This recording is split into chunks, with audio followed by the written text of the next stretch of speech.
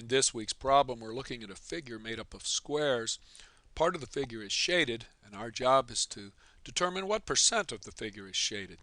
The first thing we might want to do is figure out how many squares are completely shaded. That's not difficult. It's shown here, and the answer is 6 squares. Then we want to look at the squares that are partially shaded. We first might look for squares that are half shaded, but there are none.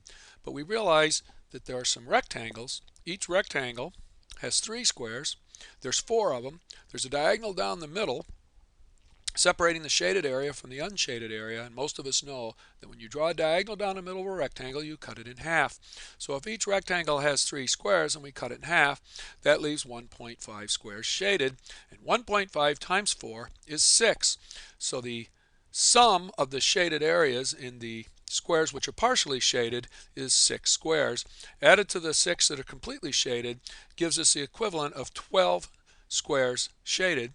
And then we need to know the total number of squares, and if you look at the upper right, there's 4 in the top row, 8 in the second row, and 12 each in the bottom 2 rows for a total of 36 total squares. 12 squares shaded out of 36 is 12/36, or 1/3, and convert 1/3 to a percent is 33 1/3%, which is the answer to this week's problem. And here are some other possible ways to represent this week's answer.